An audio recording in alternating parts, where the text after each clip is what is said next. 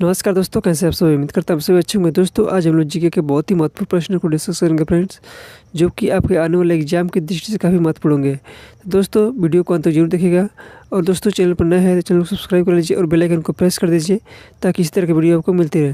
देखिए फ्रेंड्स, आज का पहला क्वेश्चन है, पुष्कर मेला किस राज्य का लोकप्रिय सांस्कृतिक उत्सव है? पुष्कर मेला किस राज्य का लोकप्रिय सांस्कृतिक उत्सव है? देखिए फ्रेंड्स, ये प्रश्न जो SSC HSL और CGL सहित रेलवे के अन्य एग्जाम में बहुत बार पूछा गया है और ये आपके एग्जाम की दृष्टि से काफ़ी महत्वपूर्ण है, तो इस प्रश्न को अच्छे से याद कर लीजिएगा। देखिए फ्रेंड्स, जो पुष्कर मेला है वो कहाँ मनाया जाता है? राजस्थान में, सिक्किम में, असम में या बिहार में? देखिए फ्रेंड्स, जो पुष्कर मेला है वो कहाँ मनाया जाता है? राजस्थान में मनाया जाता है, यानी कि ऑप्शन नंबर ए इसका राइट आंसर है। अब देखिए फ्रेंड्स, राजस्थान के और कौन से महोत्सव हैं जो कि इंपॉर्टेंट है? देखिए पुष्कर मेला तो हो गया, पुष्कर मेला बहुत ही इंपॉर्टेंट है। गणगौर महोत्सव भी इंपॉर्टेंट है, बहुत ही इंपॉर्टेंट है फ्रेंड्स। नागौर महोत्सव, ऊँट महोत्सव, मारवाड़ महोत्सव, ये सभी इंपॉर्टेंट है और राजस्थान के कुछ महत्वपूर्ण महोत्सव हैं। अब देखिए फ्रेंड्स, राजस्थान के कुछ लोक नृत्य हैं जो कि बहुत ही इंपॉर्टेंट है। वो कौन कौन से? देखिए घूमर, कालबेलिया और घूमर बहुत ही इंपॉर्टेंट है फ्रेंड्स, बार बार पूछे जाते हैं SSC के एग्जाम से और रेलवे के एग्जाम में पूछे गए फ्रेंड्स, ठीक है। अब देखिए जो कालबेलिया उसे 2010 में अमूर्त सांस्कृतिक विरासत की सूची में शामिल किया गया है। ये प्रश्न भी पूछा जाता है कि निम्नलिखित में से कब जो है कालबेलिया को अमूर्त सांस्कृतिक विरासत में सूची में शामिल किया गया था? तो कब शामिल किया गया था? 2010 में किया गया था। बहुत ही इंपॉर्टेंट प्रश्न है फ्रेंड्स, बार बार बनता है, आपको इसको अच्छे से याद कर लेना है। अब देखिए फ्रेंड्स, कठपुतली भी बहुत इंपॉर्टेंट है और तेरह ताली भी बहुत ही इंपॉर्टेंट है। घूमर तो हो ही गया फ्रेंड्स। देखिए ये चारों जो लोक नृत्य हैं राजस्थान के, घूमर, कालबेलिया, कठपुतली, तेरह ताली, बहुत ही इंपॉर्टेंट है और बार बार पूछे जाते हैं आपसे, तो सिर्फ जितनी बार रटना पर रट लीजिए वो, लेकिन याद कर लीजिए। देखिए फ्रेंड्स, अगला प्रश्न देखते हैं। देखिए अगला प्रश्न है, निम्नलिखित में से कौन सा भारतीय राज्य पाइका नृत्य के लिए प्रसिद्ध है? पाइका नृत्य कहाँ का फ्रेंड्स? केरल का, तमिलनाडु का, उड़ीसा का या फिर मणिपुर का? तो पाइका नृत्य कहाँ का है? उड़ीसा का, यानी कि ऑप्शन नंबर सी इसका राइट आंसर है। अब देखिए उड़ीसा के और कौन कौन से नृत्य हैं जो कि इंपॉर्टेंट है? देखिए छऊ बहुत ही इंपॉर्टेंट है, बहुत बार पूछा गया फ्रेंड्स। उड़ीसी नृत्य या चैती घोड़ा नृत्य, तीनों ही इंपॉर्टेंट है, आपको अच्छे से इन्हें याद करना है। अब देखिए फ्रेंड्स, उड़ीसा में दो जो है राष्ट्रीय उद्यान है वो बहुत ही इंपॉर्टेंट है और बार बार पूछे जाते हैं। कौन कौन से? देखिए सिमलीपाल राष्ट्रीय उद्यान और भितरकनिका, ये बहुत ही इंपॉर्टेंट है और आपसे बार बार पूछा जाता है कि आपसे प्रश्न कैसे पूछेगा, ऐसे पूछ लेगा। मान लीजिए कि आपसे दे देगा निम्नलिखित में से कौन जो है उड़ीसा का एक राष्ट्रीय उद्यान है? सिमलीपाल उसमें दे देगा और 3 अन्य ऑप्शन देगा, इस तरह से आपसे पूछ लेगा। तो सिमलीपाल और भितरकनिका बहुत ही इंपॉर्टेंट है, आपको इसे अच्छे से याद कर लेना है। अब देखिए फ्रेंड्स, अगला प्रश्न है, भारतीय संविधान का अनुच्छेद 2 किससे संबंधित है? अनुच्छेद 2 किससे संबंधित है? नए राज्यों का प्रवेश या उनकी स्थापना से, या वर्तमान राज्यों के क्षेत्र में परिवर्तन से, या वर्तमान राज्यों के नाम में परिवर्तन से, या संघ का नाम या राज्य क्षेत्र से? देखिए फ्रेंड्स, जो भारतीय संविधान का अनुच्छेद 2 किससे संबंधित है? नए राज्यों का प्रवेश या उनकी स्थापना से संबंधित है, यानी कि ऑप्शन नंबर 1 इसका राइट आंसर है फ्रेंड्स। अब देखिए फ्रेंड्स, अनुच्छेद 1 किससे संबंधित है? तो जो अनुच्छेद 1 है वो किससे संबंधित है? संघ और राज्य क्षेत्र से संबंधित है। और 3 जो है वर्तमान राज्यों के नामों, सीमाओं या राज्य क्षेत्र में परिवर्तन संबंधित थे। अब देखिए फ्रेंड्स, आर्टिकल 4 में क्या दे रखा है? अनुच्छेद 4 में क्या दे रखा है कि जो भी संशोधन अनुच्छेद 2 और 3 के तहत संशोधन किए जाएंगे वो अनुच्छेद 368 के जो संविधान संशोधन नहीं माना जाएगा। ये अनुच्छेद 4 में बताया गया फ्रेंड्स। तो ये बहुत ही इंपॉर्टेंट आर्टिकल है फ्रेंड्स, आपको अच्छे से याद करना है। अब देखिए फ्रेंड्स, अगला क्वेश्चन है, निम्नलिखित में से किस राज्य में सत्रिया नृत्य शैली प्रसिद्ध है? सत्रिया कहाँ का है? असम का, हिमाचल प्रदेश का, पंजाब का या फिर तमिलनाडु का? तो सत्रिया कहाँ का है फ्रेंड्स? असम का, नहीं, ऑप्शन नंबर 1 इसका राइट आंसर हो जाएगा। अब देखिए सत्रिया की शुरुआत किसने की थी? बहुत बार पूछा गया प्रश्न है फ्रेंड। तो श्रीमद शंकरदेव से द्वारा शुरू किया गया था, यानी सत्रिया जो नृत्य उसकी शुरुआत किसने की थी? श्रीमद शंकरदेव ने की थी। अब देखिए फ्रेंड्स, सत्रिया को वर्ष 2000 में संगीत नाटक अकादमी द्वारा शास्त्रीय नृत्य का दर्जा दिया गया था फ्रेंड्स।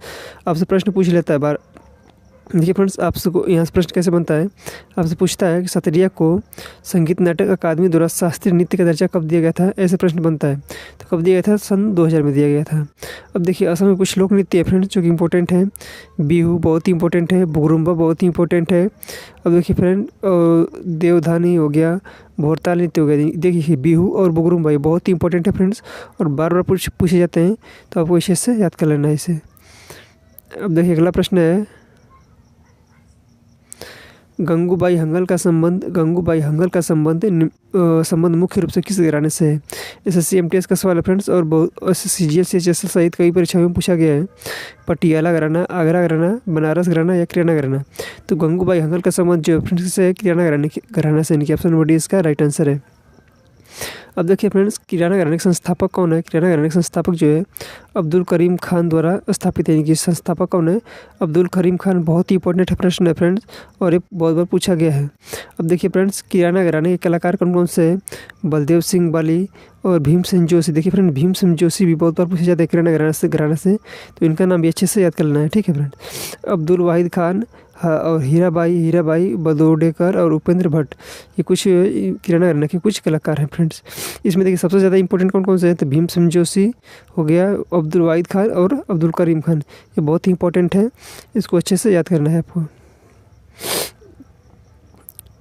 देखिए फ्रेंड्स, अगला प्रश्न है, निम्नलिखित में से किस राज्य में प्रतिवर्ष अंतर्राष्ट्रीय चेरी ब्लॉसम महोत्सव मनाया जाता है? फ्रेंड्स, चेरी ब्लॉसम कहाँ मनाया जाता है फ्रेंड्स? पंजाब, हिमाचल प्रदेश, मेघालय या उत्तराखंड? तो चेरी ब्लॉसम कहाँ का है? मेघालय का, यानी कि ऑप्शन नंबर 3 इसका राइट आंसर हो जाएगा फ्रेंड्स। अब देखिए फ्रेंड्स, अगला क्वेश्चन है, भारत सरकार अधिनियम 1919 को किस और नाम से जाना जाता है? रैमजे मैकडोनाल्ड अवार्ड, या फिर मार्ले मिंटो रिपोर्ट, या फिर नेहरू रिपोर्ट, या फिर माउंटेगी चेम्सफोर्ड रिपोर्ट? तो किस नाम से जाना जाता है फ्रेंड्स? माउंटेगी चेम्सफोर्ड रिपोर्ट के नाम से जाना जाता है, यानी कि ऑप्शन नंबर डी इसका राइट आंसर हो जाएगा। अब देखिए, जो भारत सरकार 1909 है, भारत सरकार अधिनियम 1909 है, इसे किस नाम से जाना जाता है फ्रेंड्स? तो इसे मार्ले मिंटो के नाम से जाना जाता है। अब देखिए फ्रेंड्स, मार्ले मिंटो सुधार अधिनियम था। इससे एक इंपॉर्टेंट क्वेश्चन बनता है कि पूछता है आपसे, निम्नलिखित में से कौन सांप्रदायिकता की जनक है? सांप्रदायिकता की जनक कौन है फ्रेंड्स? बहुत बार परीक्षा में पूछा गया है, तो कौन है? लॉर्ड मिंटो, यानी कि मिंटो जो है सांप्रदायिकता के जनक है फ्रेंड्स। बहुत बार पूछा गया फ्रेंड्स प्रश्न है फ्रेंड्स, आपको इसे अच्छे से याद करना है। अब देखिए अगला प्रश्न है, भारतीय संविधान के किस भाग को भारत का मैग्ना कार्टा कहा जाता है फ्रेंड्स? देखिए कौन सा भाग कहा जाता है? भाग 3 को, भाग 2 को, भाग 4 को, या फिर भाग 6 को? तो किस भाग को कहा जाता है फ्रेंड्स? भारत का मैग्ना कार्टा जो है भाग 3 को कहा जाता है। भाग 3 में किसका उल्लेख है? तो भाग 3 में जो है मौलिक अधिकारों का उल्लेख है, और जो कि 12 से अनुच्छेद 1235 तक है, और उन्हें यही भारत का मैग्ना कार्टा कहा जाता है फ्रेंड्स, ठीक है फ्रेंड्स। अब देखिए फ्रेंड्स, भाग 2 में क्या दे रखा है? नागरिकता दे रखा है। भाग 1 में क्या है? संघ उसका राज्य क्षेत्र है। और भाग 4 में क्या दे रखा है फ्रेंड्स? तो राज्य के नीति निर्देशक तत्व दे रखे हैं, डीपीएसपी दे रखा है। और देखिए भाग 6 में क्या दे रखा है फ्रेंड्स? देखिए भाग 5 में तो संघ सरकार के बारे में है, और भाग 6 किस बारे में? राज्य सरकार के बारे में फ्रेंड्स, ठीक है। अब देखिए फ्रेंड्स, जो भारत का जो मैग्ना कार्टा भाग 3 है, उसे क्यों भारत का मैग्ना कार्टा कहा जाता है? तो 1215 ईस्वी में इंग्लैंड के राजा थे, जिसका नाम था जॉन द्वारा अधिकारों का एक चार्टर जारी किया था, जिसका नाम था मैग्ना कार्टा, ठीक है फ्रेंड्स। जो नागरिकों के मौलिक अधिकारों से संबंधित था, ये पहला लिखित दस्तावेज था। देखिए फ्रेंड्स, जो पहला मौलिक अधिकार था वो मैग्ना कार्टा के नाम से जाना जाता है। इसीलिए जो मौलिक अधिकार जो भारत में भाग 3 है, मौलिक अधिकार संबंधित है, उसे भारत का मैग्ना कार्टा कहा जाता है। अब देखिए फ्रेंड्स, अगला प्रश्न है, आकाशगंगा के निकटतम सर्पिल गैलेक्सी कौन सी है? यानी आकाशगंगा जो हमारी मिल्की वे गैलेक्सी है, इसके सबसे निकटतम गैलेक्सी कौन सी है? तो कौन सी है? सूर्य पुष्प गैलेक्सी, या एंड्रोमेडा गैलेक्सी, या फिर पिनव्हील गैलेक्सी, या फिर बोनी गैलेक्सी? तो हमारी जो मिल्की वे गैलेक्सी है फ्रेंड्स, उसकी जिसे दुग्ध मेखला के नाम से भी जाना जाता है, उसके सबसे नज़दीक गैलेक्सी कौन सी है? तो कौन सी? एंड्रोमेडा गैलेक्सी है फ्रेंड्स। इनके ऑप्शन नंबर 20 का राइट आंसर है। अब देखिए फ्रेंड्स, अगला प्रश्न है, वह क्षेत्र जहाँ स्रोत से आने वाला सारा प्रकाश अवरुद्ध हो जाता है क्या कहलाता है? देखिए फ्रेंड्स, पेनुब्रम कहलाता है, या फिर प्रतिच्छाया कहलाता है, या फिर अंतम्ब्रा कहलाता है, या फिर उम्ब्रा कहलाता है? देखिए फ्रेंड्स, जहाँ से वह स्रोत, देखिए वह क्षेत्र जहाँ स्रोत से आने वाला प्रकाश अवरुद्ध हो जाता है, उसे क्या कहते हैं? उम्ब्रा कहते हैं, यानी कि ऑप्शन नंबर डी इसका राइट आंसर है। अब देखिए अगला प्रश्न है, सितारों में प्लाज्मा बनने का कारण क्या है? सितारों में प्लाज्मा बनने का कारण क्या है? बहुत कम तापमान, बहुत अधिक तापमान, या उच्च गुरुत्वाकर्षण, या फिर सूर्य से दूरी? तो सितारों में प्लाज्मा बनने का मुख्य कारण क्या होता है फ्रेंड्स? तो बहुत अधिक तापमान होता है, यानी कि ऑप्शन नंबर 20 का राइट आंसर हो जाएगा, ठीक है। अब देखिए अगला प्रश्न है, निम्नलिखित में से निम्नलिखित में से किसने लोधी वंश की नींव रखी थी, या फिर किसने लोधी वंश का संस्थापक माना जाता है? इब्राहिम लोधी, बहलोल लोधी, सिकंदर लोधी या फिर जलालुद्दीन लोधी? देखिए फ्रेंड्स, जो है बहलोल लोधी था, इसे लोधी वंश का संस्थापक माना जाता है और इसी ने ही इसकी नींव रखी थी, यानी कि ऑप्शन नंबर 2 इसका राइट आंसर हो जाएगा। अब देखिए फ्रेंड्स, अगला प्रश्न है और आज का लास्ट प्रश्न है, किसी राज्य में मंत्रिपरिषद की नियुक्ति डॉट यानी खाली स्थान है यहाँ बनना है आपको, के परामर्श से की जाती है? किसके परामर्श से जो है मंत्रिपरिषद की नियुक्ति की जाती है किसी राज्य में? अध्यक्ष की, या फिर मुख्यमंत्री की, या फिर उच्च न्यायालय की मुख्य न्यायाधीश की, या फिर राज्यपाल की? तो देखिए फ्रेंड्स, किसी भी राज्य में जो मंत्रिपरिषद होती है उसकी नियुक्ति किसके परामर्श पर होती है? मुख्यमंत्री के परामर्श पर होती है, यानी कि ऑप्शन नंबर जो 2 हो जाएगा, इसका राइट आंसर हो जाएगा। तो फ्रेंड्स, आज के लिए इतना ही, मिलते हैं अगले वीडियो में, तब तक के लिए जय हिंद।